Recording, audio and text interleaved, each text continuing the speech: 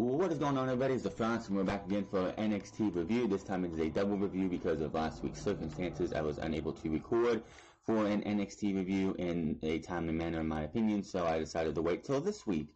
Last week, of course, we had the first words from our NXT champion, Tommaso Ciampa, as well as Candice LeRae versus Shayna Baszler. And this week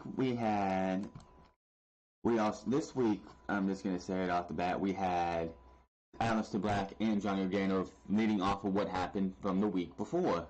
So, as well as a couple other things that happened. So tonight and last week were two really good episodes of NXT. I really enjoyed them both. We also had the debut this week of Keith Lee.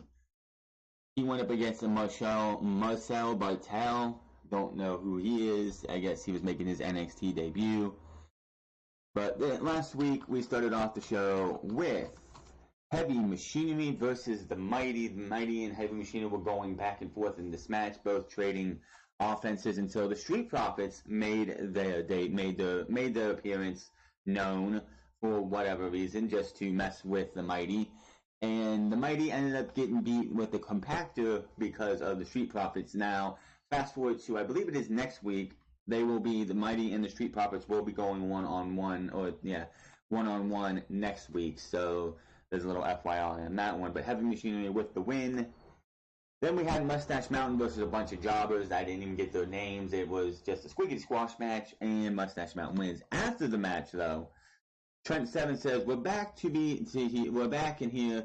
But to be honest, the last time we were here, it didn't go our way. He says sorry to Bate. He says sorry to the fans. From now on, I've spoken to Regal, and we have a plan. Bate brings up the Undisputed Era. They try to tear us apart. They try to tear Trent Seven's leg off. Now I know I knew I threw in the towel, but Trent health means the world to me. They hug, and then he says we're on a mission to get back the tag team titles, and we want a rematch at NXT Takeover Brooklyn. So that match is going to happen. Takeover is practically set after these last two set of tapings. We got this match last week, as well as the North American Championship match was also announced for NXT TakeOver Brooklyn. That was also announced last week. So NXT TakeOver Brooklyn is definitely going to be far superior than what we get at SummerSlam, which is always the case, but they just reinforced it with the last 2 weeks. EC3 versus Conan Reed. EC3 is way over in Full Sail. Will he be this over in New York City at Brooklyn? I have no idea, but that match also was announced this week for NXT TakeOver Brooklyn. It will be EC3 versus the Velveteen Dream. EC3 was EC3 and Conan Reed were having a pretty good match here. EC3 was dominating majority of this match. And then the Velveteen Dream makes his way out and wants to invite EC3 to experience the Dream in his own little summit. And looked like Conan Reed was going to steal one with the Hawaiian drop. EC3 kicks out of that, eventually hits the 1%er, and 1, 2, 3, he gets the win. In the back, he's asked about this summit, this experience in Dream. And he says he will join him at the summit, but he knows it will turn into a fight. I'm the best in NXT. I am EC3. Candice LeRae versus Shayna Baszler. This was a pretty dang good match. Candice LeRae plays a pretty good underdog babyface. She would definitely be a great foil for Shayna Baszler in the end. Candice LeRae got her arm wrecked early on in this match, getting her arm thrown into the steel steps. Shayna Baszler worked over this arm, but she fought back. And there was a time of this match that you really thought Candice LeRae might pull up an upset. They go up top towards the end of this match, and looks like she's going for the Mrs. Candice Wild or whatever. Candice LeRae's Mrs. LeRae, Mrs. Gargano's Wild Out, or whatever her finishing moves called. But again, she gets reversed into the Carefree Clutch. They do play up the fact that these two did face off in the Mae Young Classic last year. That was where Johnny Gargano was shown in the crowd, and Shayna Baszler put on the Carefree Clutch and refused to let go. And she held it in there for a good while, so they definitely played up that fact, and it ended up being that same way. at the time. Like, that's how she got the carry through the clutch on in the Mae Young Classic, is they went up top and she reversed it into the clutch. Same thing happened here, but this time Candice LeRae was close enough to the ropes to be able to grab the ropes. Candice LeRae misses a lion salt and ends up being hit. Hold on. Yeah. Lion salt miss, penalty kick by Baszler turned into another carry through the clutch, and Candice LeRae taps out. Post-match, Shayna Baszler back on the attack with the carry through the clutch again. Two referees come in, they pull her off. Kairi Sane runs out to chase off Shayna Baszler. She goes to check on Candice LeRae. Shayna Baszler kicks Kairi Sane, and Kairi Sane gets up. And if looks could kill, everybody who saw that look on Kairi Sane's face would have been dead immediately. She had the look of death on her face. I have not seen that look on Kairi Sane her entire time in NXT. She looked like she was going to murder Shayna Baszler. Shayna Baszler gets out of the ring, and two referees hold Kairi Sane back. So we are definitely getting closer to this match, which will happen at Brooklyn. A lot of people are saying that they want to see Candice LeRae actually be the one to beat Shayna Baszler for the NXT Women's Championship. And quite honestly, if we get what we saw last week with Kairi Sane at Takeover Brooklyn, and she is facing off against Aaliyah next week, so if we get Kairi Sane next week, that same look, that same like anger in her against an Aaliyah next week, and then we go into Brooklyn and she acts and she is the same way, definitely going to be something worth seeing. If she's just going to be bubbly, happy, smiling, and fun-loving Kairi Sane, then I don't think she would be the one to beat Shayna Baszler. I don't. We'll have to wait and see, but a lot of people are pulling for Candice LeRae to be the next NXT Women's Champion. And the way these two meshed together when it came to Shayna Baszler and Candice LeRae, you cannot deny that that would be a hell of a cool thing. Mustache Mountain were in the back being asked about the match at Takeover Brooklyn, tricks up their sleeves and everything. When the War Raiders come in and say, it don't matter who leaves as tag team champions, we're taking those titles and we will destroy anyone who gets in our way. So the War Raiders have laid down the law. They will be going after whomever comes out of Brooklyn. That will be exciting, and I don't know if they'll actually if the tag team title opportunity will come before Takeover War Games 2 or not. I have no idea. William Regal in the back then makes Adam Cole versus Ricochet for the North American Championship official for Takeover Brooklyn. So we are definitely going to have probably the match of the night. Definitely going to probably be match of the night is Ricochet versus Adam Cole at NXT Takeover Brooklyn. Looking forward to that one. I am a big fan of both of those guys. Definitely, I've seen more Ricochet on the independent circuits than I have Adam Cole. I've only seen Adam Cole really what he's done in NXT, but I'm still a fan of both guys. And the work that Adam Cole puts in, the work that Ricochet can put in, it should be one hell of a match. Tommaso Ciampa comes out, and I know this is on YouTube, so I'm definitely going to have to go grab this one if it's on here still. Hopefully it is. This was definitely awesome. Tommaso Ciampa comes out, and he's just basking in the booze. He's loving this, everything. He's sitting there. You can actually hear certain people, like, there's like this woman, she's like, you need to lose that title. You're going to lose that title. It was so great. And he's just sitting there antagonizing the crowd, loving every second of this. He comes into the ring and says this, he's talking to the title and saying, what? Did you say yes? I deserve you? I do deserve you. I do deserve you. Oh my God, it was amazing. This is my NXT now. He said, all I need is one moment. All I needed was one moment to show it shows. So happens, I am a man of my word. I want to take a deep breath. Shut the hell up, chance. He taunts more the fans outside. He goes up to this old woman. He says, I remember you. I don't know what she is. Maybe she's like one of the, maybe she's Gargano's grandmother or something. I'm not sure. And said, I would like to remind you that I am your NXT champion. Calls Gargano a loser and says he is a failure again. He lost and I won. He gets down and here is the rest. Never in the history of this business has there been such a big gap between number 2 and number 1 on the main event. I'm untouchable. And now, not only is this proof that I am your NXT champion, but this is proof that NXT is now and forever the A show, because I, Tommaso Ciampa, just happen to be the greatest sports entertainer of all time. He gets down in the Indian position pose that Aleister Black always does, and I have to just say, Tommaso, you got a little thing wrong though, because NXT has always been the A show since it's been on the WWE Network. It has always been the A show. SmackDown might have been the B show in 2016 and might be now, but NXT has always been the A show. Aleister Black's music hits. He comes out looking like a man on a mission. But before he can get in the ring, Johnny Gargano runs down. Gargano ran right past Black and immediately attacks Tommaso Ciampa. Remember, it's Gargano's obsession with Ciampa. Just won't let it go. That cost Aleister Black the NXT title, and Gargano all over Tommaso Ciampa. Hey, this is not your NXT.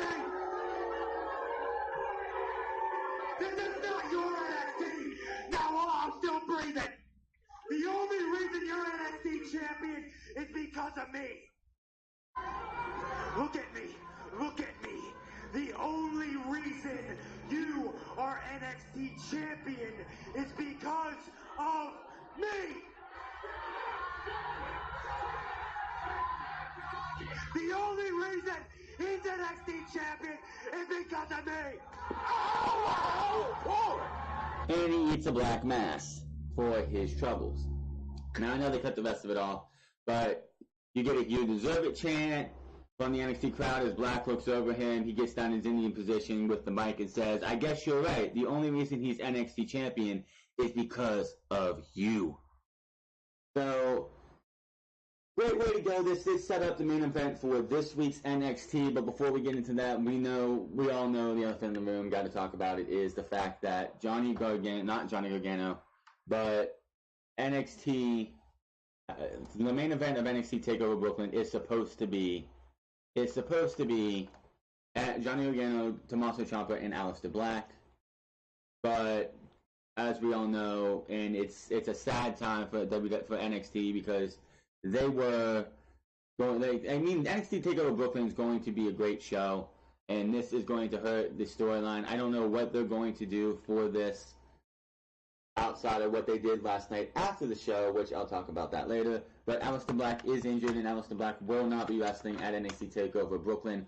So what they do because they have to have a plan. This doesn't feel like this is supposed to be the end of Tommaso Ciampa and Johnny Gargano. That's supposed to be at War Games, in my opinion.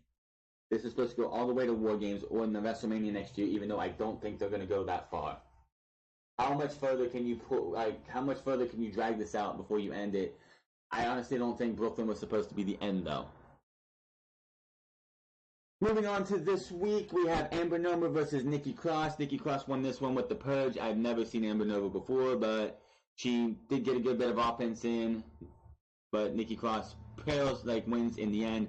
Why Nikki Cross is still down in NXT, I don't know. When Bayley stuck around as NXT Women's Champion, when Sasha Banks, Becky Lynch, and Charlotte came up as 3 of the 4 horsewomen came up at the same time, she was stuck down there because they really had nobody else to carry the NXT Women's Championship, the NXT Women's Championship, or the banner for the NXT Women. Asuka wasn't there yet, and they really didn't have anybody else. You had Eva Marie, Nia Jax, Carmella, Alexa Bliss, who was being Blake and Murphy's bitch. They didn't have anybody else. Asuka wasn't where she was when she won in Dallas. So they had to keep Bayley down there. Before Asuka came up, they really didn't have anybody else outside of an Ember Moon to hold that banner. Nikki Cross maybe too. But now they really don't need to keep Nikki Cross down there. You got Candice LeRae, you got Kairi Sane, you got Bianca Belair, you got Dakota Kai, you got Lacey Evans, you got all these women who have strong names that are getting stronger for the brand. So why you keep Nikki Cross down there? She already had her stopgap for Shayna Baszler at NXT Takeover Chicago too. So keeping her down there still instead of bringing her up being part of Sanity makes no sense to me. Are they going to have her be a part of Sanity when she comes up? I do not know. Ricochet is up next. His music plays, his spotlight shows up, but all you see is Adam Cole. All you see is Adam Cole in the spotlight. And then you see Kyle O'Reilly and Bobby Fish and Roderick Strong dragging Ricochet to the outside. Cole says, "A coward? Adam Cole hides from no one, but you lay here battered and beaten, the one and only North American champion, and after I mangle you in Brooklyn, that will still be undisputed." So we're voting to, and I cannot wait for this match. Those two are going to put on one hell of a match. Could be 5 stars. Definitely a chance at a 5-star match right there. In the back, Vanessa Bourne, who is getting ready for what was obviously, if you watch the parade of champions for the Mae Young Classic, before NXT, you would have been spoiled with this match outcome between Tanaya Conte and Vanessa Bourne. She says, "You guys won't leave me alone. The game plan is to win. Me being the nice, generous person I am, wouldn't want to deprive everyone of the vision. Tonight, I get what I deserve. I give the NXT Universe what they deserve, and I take the final spot for the Mae Young Classic." Cassius Ohno versus Adrian Jordi. I can't even say his name. Adrian Jordi. Cassius Ohno looked like he was on a mission to send a message to everyone in the back from the beginning of this match. He was just all over Adrian. Adrian Jordi got a judo flip or something in one time, but Cassius Ohno beat the holy hell out of this guy. Picks him up, looks like he's going to do a neck breaker, but just lets him go and hits him with a rolling knockout elbow for the 3 count. The Experience Summit with Velveteen Dream was hilarious. You'd have to sit there and actually watch it because it is the Velveteen Dream. It's hard to explain what goes through this guy's mind, but EC3 and him will be happening at Brooklyn, so definitely interesting to see. This is going to be, we all know what Velveteen Dream can do and how good he is. EC3 for the WWE Universe and NXT Universe he really hasn't done anything special. Yes, he had that match with Johnny Gargano that Johnny Gargano pretty much just wrecked him the second half of that match.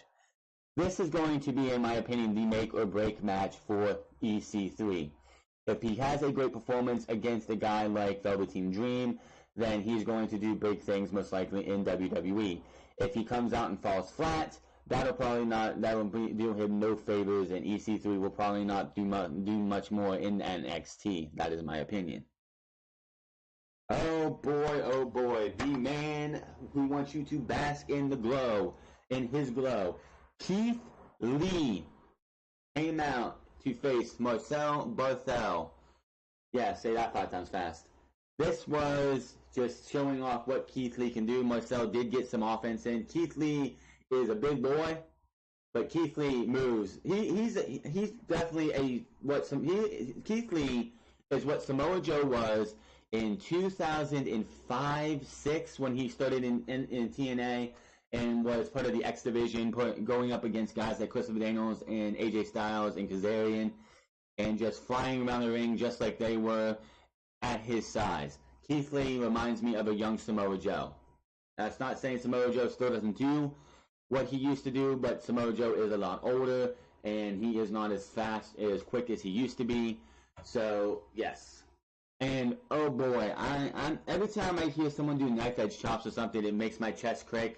This guy, Marcel Barthel, took 2 meat hands that are Keith Lee, and he just slapped them on the chest of Marcel, and my God, you could hear it through the Full Sail Arena. This dude is good at what he does, and I expect a lot of good things. He hits a fireman's carry jackhammer for the 3 count. Keith Lee does for the victory. Tanaya Conte versus Vanessa Bourne. This was nothing much of a match. Vanessa Bourne loses to Tanaya Conte. Like I said, if you would have watched the Parade of Champions earlier that day, which was live, then you would have known that Vanessa Bourne lost this match. Johnny Gargano versus Aleister Black was your main event. This one was, these guys beat the hell out of each other. This is sad. This is going to probably be Aleister Black's last match in NXT.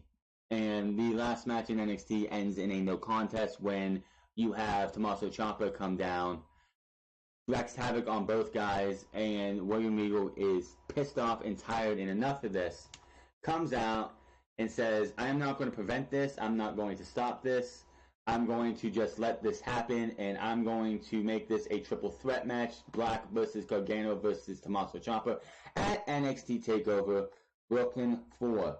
That was supposed to be our match, but WWE.com and WWE's YouTube page posted a video afterwards of Black being found unconscious in the parking lot.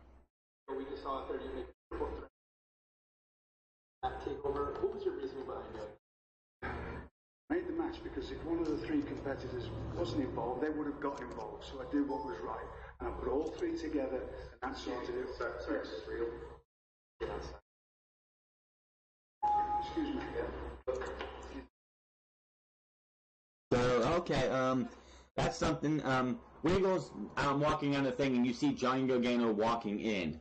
So, It's over here by the parking lot. Whoa, guys, whoa.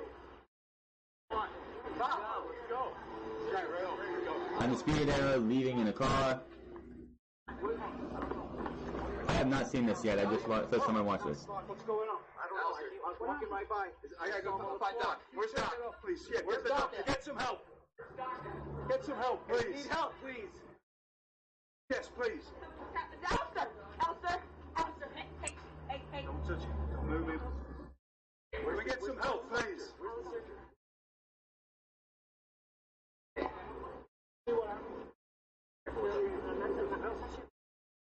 You hear me? You hear me? Did you see what happened? You didn't see? No, what Just happened? got here. Just got here. Knows it's Alistair. Allie? They have heavy machinery in here. Please, look it up, please. Go. Why haven't you gone and got help yet? Sheesh. But yeah, so it looks like that's the writing out of Aleister Black from NXT TakeOver Brooklyn 4. They use an attack angle. Now, the question is how, this is not the first time we've seen somebody get attacked from behind or something, be laid out. The last one I can remember was Hideo Itami, who had his shoulder pretty much destroyed, so they had him being taken out in the parking lot, and they had Kevin Owens walk by. Unfortunately, Hideo Itami was out for way too long, so they couldn't follow up with that. Are they going to follow up with this and give us a resolution to who attacked Aleister Black? That is going to be a question that we're going to have to look forward to next week, which I'm sure they will say something next week, and then of course into NXT TakeOver Brooklyn. What is going to happen now that they've shown him? And he wasn't in his wrestling gear; he was in a t-shirt and shorts. So, trying to build this off as it happened that night is definitely something that I can't buy, but I know exactly why they did it. It will be interesting to see what happens. But that is your double NXT review. We are 1 week away. We are one NXT away from NXT TakeOver Brooklyn 4, number 4, where we will have 5 matches. One that still we don't know the true what's going to happen with the whole thing. Are they going to make it a one-on-one match? Are they going to just insert somebody else? A lot of people are saying they should put Cassius Ohno in there, for the simple fact is that he has history with Tommaso Ciampa, and him and Johnny Gargano are friends. He tried to defend Johnny Gargano's honor when Tommaso Ciampa threw him and destroyed him when he was supposed to have Aleister Black's first title defense. We're going to have the tag team titles of Mustache Mountain versus the Undisputed Era, Kairi Sane versus Shayna Baszler for the NXT Women's Championship, North American Championship, Ricochet versus Adam Cole, and EC3 versus the Velveteen Dream. They, again, NXT TakeOver looking to be stacked as ever. And we will see where things go from there. But I'm going to get out of here. Be back here for Unscripted on Saturday. Find me on Twitter at The France. Find me on twitch.tv twitch.tv/TheFrance08. Make sure you hit your follow buttons on both of those. Hit that subscribe button. Comment down below. Like this video or dislike it. And I will see you guys on Saturday.